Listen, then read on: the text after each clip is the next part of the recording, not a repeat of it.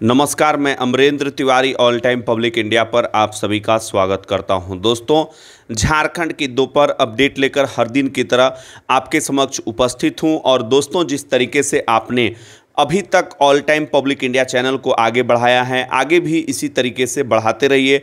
मैं हमेशा से सोचता हूं कि ये सब कुछ जो है बिना आपके संभव ही नहीं था। जिस तरीके से आप लोगों ने प्यार दिया, सबसे पहले खबरों की आज शुरुआत करते हैं। छठ घाटों की सफाई को लेकर नगर निगम की तैयारियों को जिस तरीके से नगर निगम कह रहा है कि छठ घाट की सफाई को लेकर जो है नगर निगम पूरी तरीके से मुस्तैद हैं।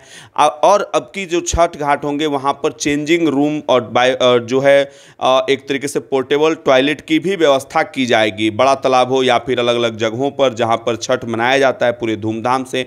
आप जानते हैं कि छठ पर्व का उत्तर भारत में कितना महत्व है। सूर्य के अर्घ देने की परंपरा जो है ये सदियों पुरानी है।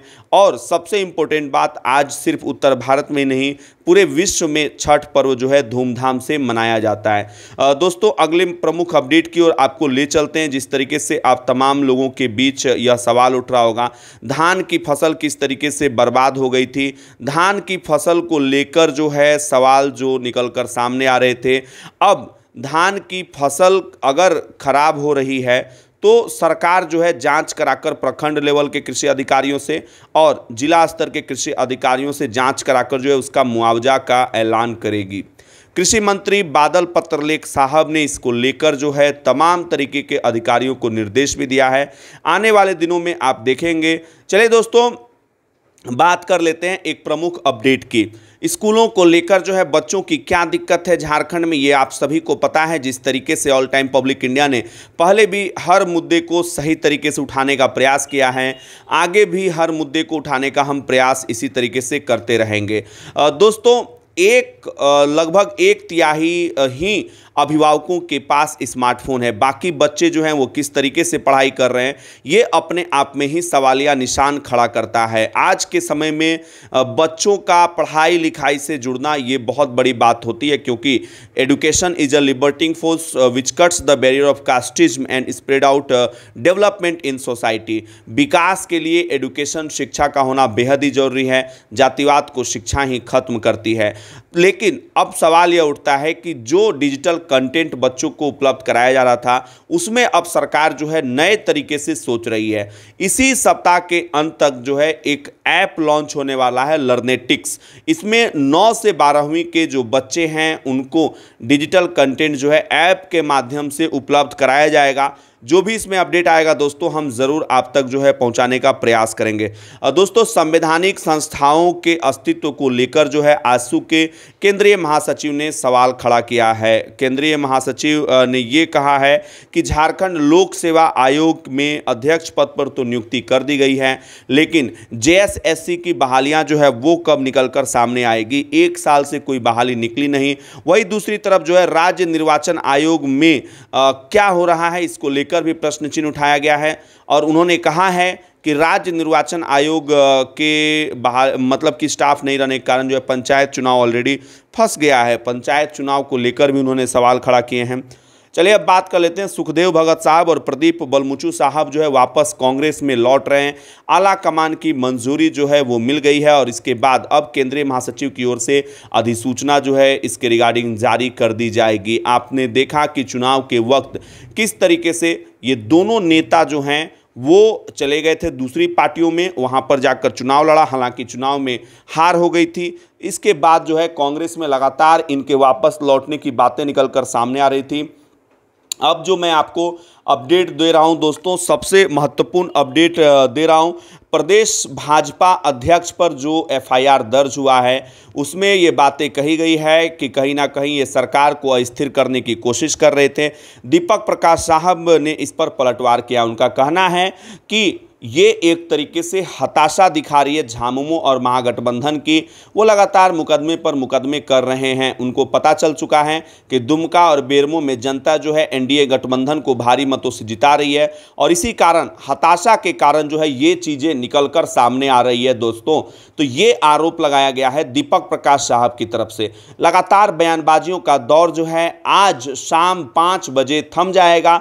दुमका और बेरमो उपचुनाव से जुड़ी हुई हर अपडेट जो है हम आपको बताते रहेंगे। जहां दुमका में महागठबंधन जीत की तरफ जो है देख रही है, वहीं पर एनडीए गठबंधन जो है बाबूलाल मरांडी के आगे किस तरीके से वो तोड़ पाएंगे हेमंत सोरेन साहब का किला, ये भी देखने वाली बात होगी। क्योंकि पहले आपने देखा कि यहां से हेमंत सोरेन साहब ही चुनाव जीते थे, बाद में अब जो है ये चुनाव जो हो रहा है, वसंत सोरेन यहां पर दुमका से महागठबंधन के प्रत्याशी हैं और उनके विरुद्ध में लुइस मरांडी पर बीजेपी और एनडीए गठबंधन ने भरोसा जताया है। इस बार थोड़ी सी चुनावी तस्वीर जो है बदली हुई दिख रही है। कारण यह है कि आजसू जो है कहीं ना कहीं बीजेपी के साथ खड़ा हुई है और कितना फर्क डालेगी बेरमो में, ये देखने वाली बात होगी। क्योंकि बेरमो में आजसू के प्रत्याशी को पिछले बार के चुनाव में 10,000 से ज़्यादा वोट आए थे।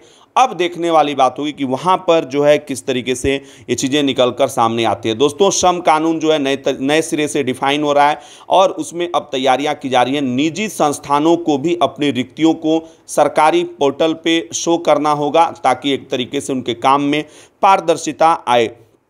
अब देखने वाली बात होगी, इसकी प्रावधान की तैयारियां चल रही है। 474 नए संक्रमण के मामले मिले हैं दोस्तों, 80,000 से ज़्यादा जांचें की गई, 0.59 जो है वो पॉजिटिविटी रेट रहा था।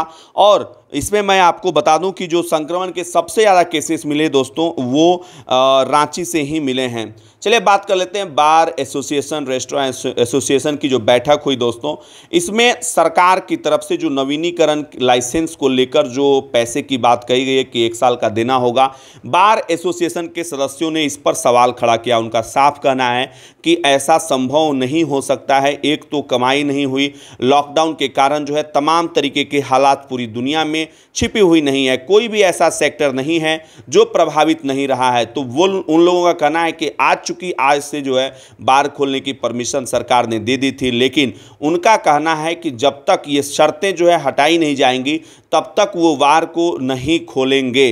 तो this is a big news coming from the Jharkhand. और अब देखने वाली बात होगी कि क्या होता है आगे।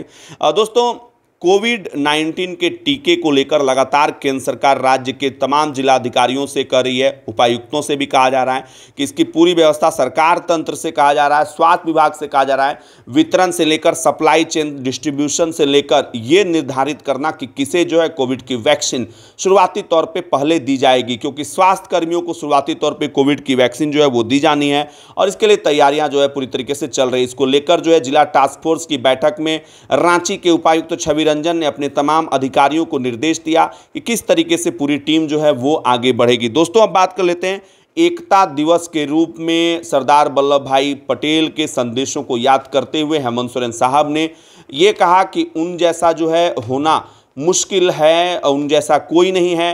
उन्होंने पूरे देश को जो है एकता के सूत्र में बांधे रखा था और उनसे प्रेरणा लेने की जरूरत है। तो फिलहाल के लिए इतना ही दोस्तों, फिर मिलेंगे नए अपडेट के साथ। अगर वीडियो अच्छी लगी तो फटाफट इसे लाइक कर दीजिए, चैनल पे नए हैं चैनल को सब्सक्राइब करके बेल आइकन भी दबा दीजिए। मिलते हैं फिर नई वीडियो के साथ, तब तक के लिए नमस्कार, जय हिंद, जय भारत, जोहार झारखंड, जय झारखंड।